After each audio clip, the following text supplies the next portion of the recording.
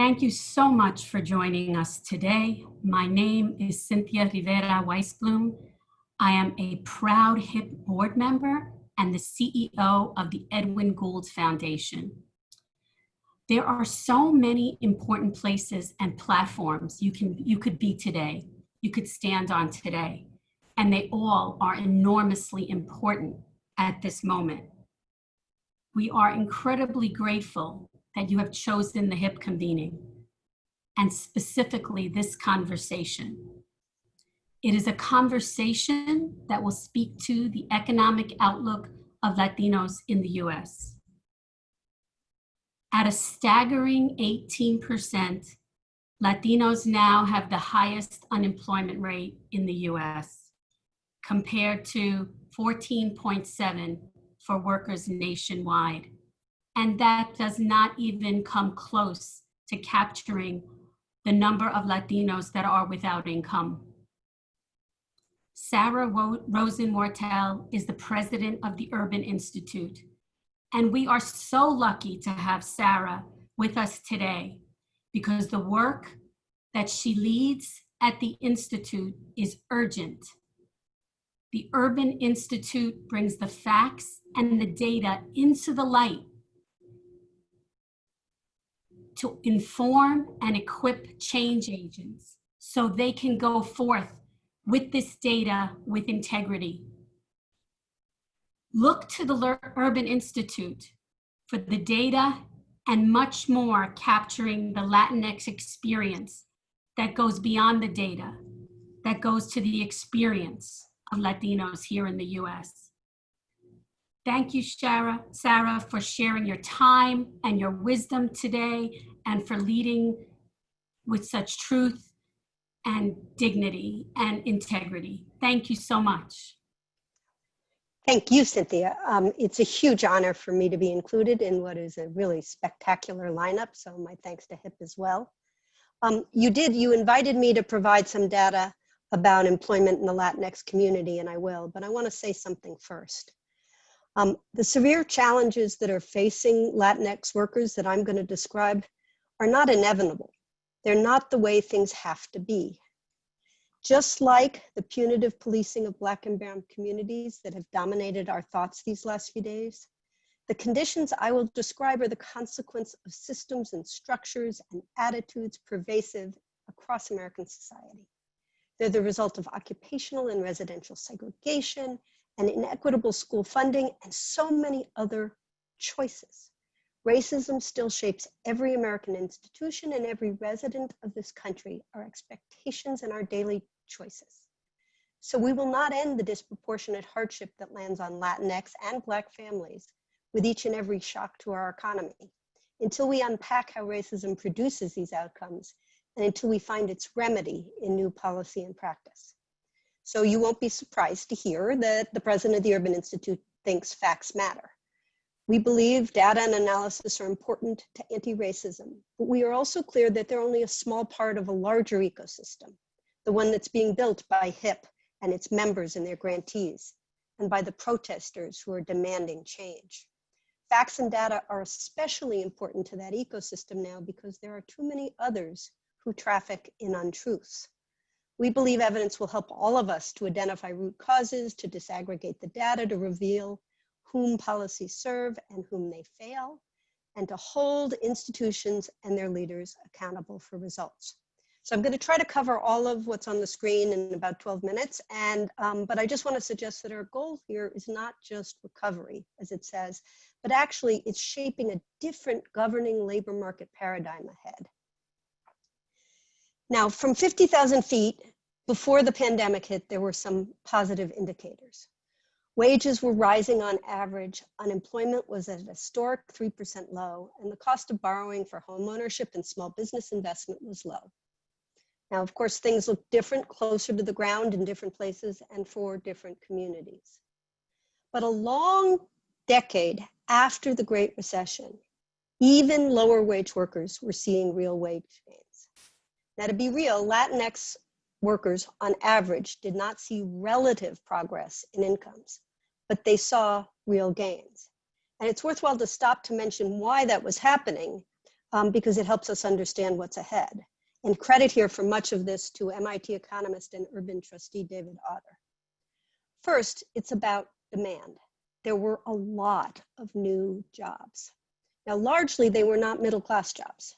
Instead, there was job growth at the top and a lot of job growth at the bottom, principally for lower-paid personal services in health, food, cleaning, physical labor, jobs that were for caring for the aging and caring for the increasingly wealthy.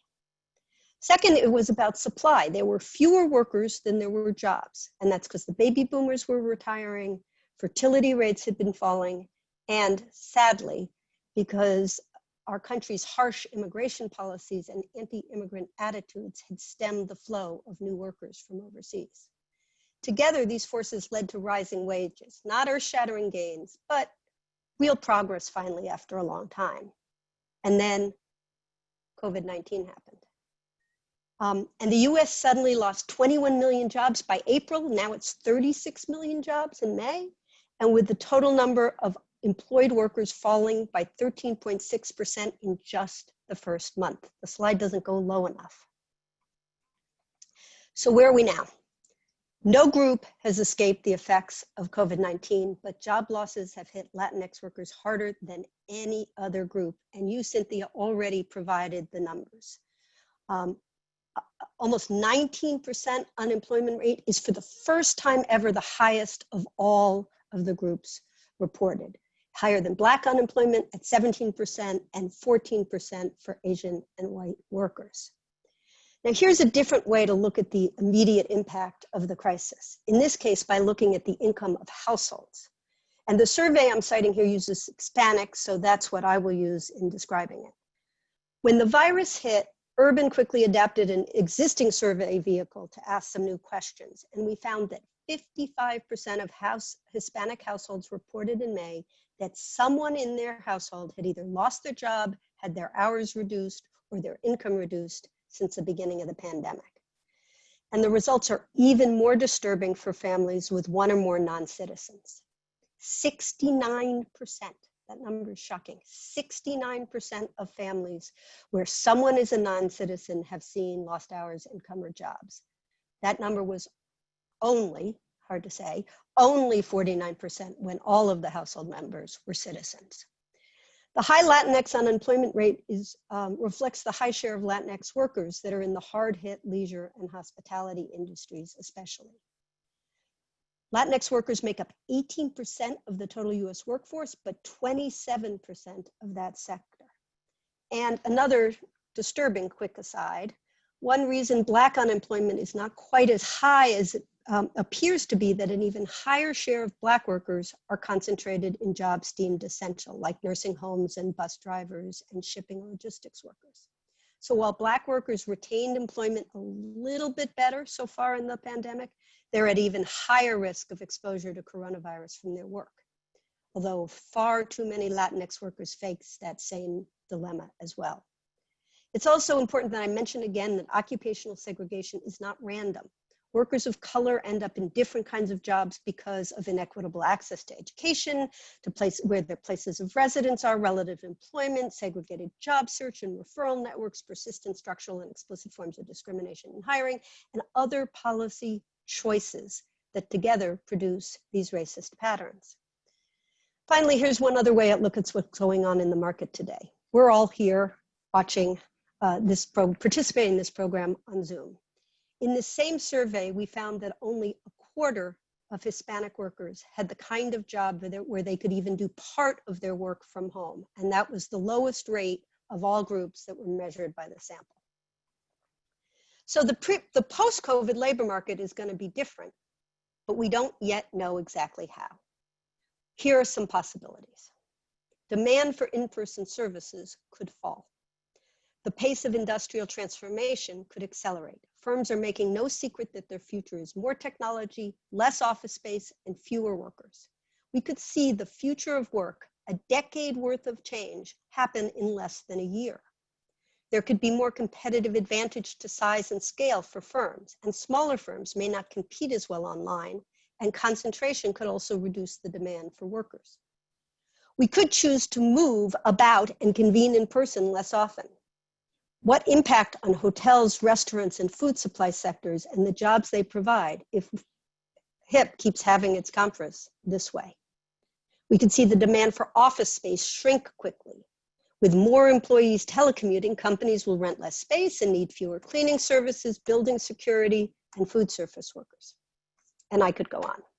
Now, not all the jobs at risk that I've just described are always good jobs, but they are the jobs that have been growing. And they are the ones that the rising demand for those jobs that I spoke of before put the upward pressure on wages. So if those jobs decline, what will replace them? Will they be replaced by better jobs? That's partly up to us. We have to continue to press for job quality standards while ensuring that the supply of jobs doesn't dwindle more permanently. So finally, I'm going to do a really quick survey of a couple of the possible policy approaches to thinking about this problem in this moment, both for the near-term recovery and longer-term reimagining of the labor market that we want, which is one that works for all. Most immediately, expanded unemployment insurance is slated to end in July, long before the economic effects of COVID are gone. It needs to be extended.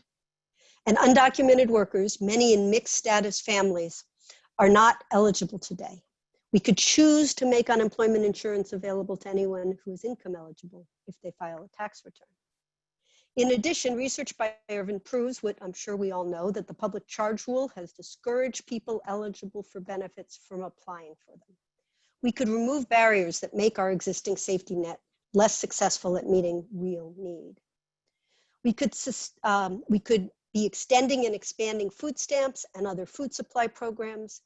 We could be sustaining the health insurance protections established under the Families First Act beyond its expiration date to help families keep their insurance. And if we increase the federal Medicaid matching rate, we could encourage states to expand their Medicaid protections to more dislocated workers currently without health insurance in the economic consequences of the crisis. And we could design emergency housing assistance for more renters, because when those UI and stimulus checks run out, the rent is still going to come due, and it's not clear how millions will pay. And a wave of evictions is no good for anyone. Thinking longer term, I fear that we're going to see more frequent shocks to the economy. So we really should be designing more automatic stabilizers, programs that don't need to get a bipartisan political response in fraud environments, like on the eve of an election, which we're facing, but rather programs that would automatically work in a counter-cyclical way to increase and extend the safety net, building in greater resilience, and then shrinking when need declines. And we could change the narrative about these programs and make them work more seamlessly together with culturally appropriate supportive services so that safety net is more of a trampoline that many of us will need when life happens. As we did in the Great Depression, I think the time is also now to think about subsidizing employment, both to replace jobs lost until the economy recovers and to provide transitional opportunities to train people for careers in better jobs with better pay and stronger protections in the kind of work that we hope will be available ahead. We know that jobs subsidized in government agencies and nonprofits, for example, tend to reach more Black and brown unemployed workers, but jobs subsidized in the private sector often have the best prospects for long-term career pathway development. We may need both. One promising pathway is subsidized apprenticeships, already on the rise and embraced by the Trump administration. Once not the most inclusive pathway, but often with the best long-term employment results and increasingly embraced by different industry sectors and reaching different communities. We could really help more workers on a path to good jobs with apprenticeships. And while we're adding jobs, we also need to push hard on the quality of jobs that provide dignity with higher minimum wages, paid leave, scheduling protections, portable benefits, you know the list. If we're borrowing and the future taxpayer is providing support to create private sector employment, it's the perfect time to raise the bar on work quality. There's a concept in the international development world of build back better. It will be a long struggle for the labor market to come back after this, and I fear an especially long struggle for Latinx workers. But if we learn anything from the pain and rage we're experiencing this week, it's that we must aspire to do much more than just recovery to where we were before. COVID-19 has laid bare long-standing inequities that have blocked many from thriving for generations. And this pandemic is just another of the powerful stresses and shocks that seem to be coming with greater frequency and force, each making inequality worse. We saw unfettered financial engineering bring us the Great Recession. Technology advancement has been driving wrenching industrial dislocation in sector after sector. Climate change has produced more and more regional disasters and economic ones that follow. And now we have pandemic, and perhaps cybersecurity is next. After each of these shocks, our inequality is widened, but history tells us that pandemics have also brought paradigm shifts and major societal change, and that must be our aim. President Obama spoke this week of the power of activism coupled with politics, which is outside my brief these days, but policy change is not. Against a shifting landscape, we can enlist our brave leaders seeking to reimagine the future. We can aim our activism and our evidence towards bold policy change in pursuit of justice and equity. Thanks for inviting me, and thanks for listening.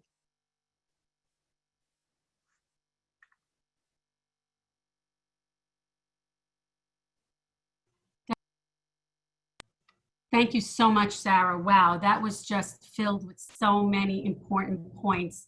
And I just wanted to bring something personal to the conversation. In 1962, the Manpower Development and Training Act changed my family's life. My father was a short order cook at 3 restaurants, and my mother participated in the training program and went from being a child care worker to a billing clerk at Kennedy Airport. I'm chilled by that moment that changed our family's life. Can you speak to these retraining programs, and you mentioned them in your remarks, as a path forward in this 4th industrial revolution coupled with the pandemic to bring Latinos into retooling and retraining? Yeah, first of all, I love that story, and thank you for sharing it. And I do think that there, in each of the programs, and Urban has been studying workforce development programs of lots of different models for decades. And in every one of the programs, we can find stories like your family's story. Some work better than others, and some have worked better, particularly at reaching Latinx workers and their families. And so I think it's not just about dollars for retraining, but it's also about thinking about whether we have dollars for training in sectors that employers are going to want to be hiring in. For too much of our time, we've offered training programs that weren't necessarily connected to the labor market demand we were seeing and didn't always have a great success ratio. Right? You could always find a great story, but would you find enough great stories to sustain public support for the programs and to really reach all the folks we need? And so what I really love about this moment is, if we're going to think bold, let's think about scale, but let's also think about drawing upon the evidence about what works. On our website, we have a page on subsidized jobs and also lots of work on workforce training. And it's really important that we learn from the evidence about the things that work best and go big on the things that we know will make a difference.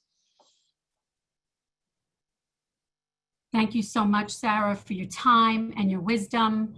And thank you, guests, for joining us. Look to the Urban Institute. Thank you so much. It's an honor to be with you.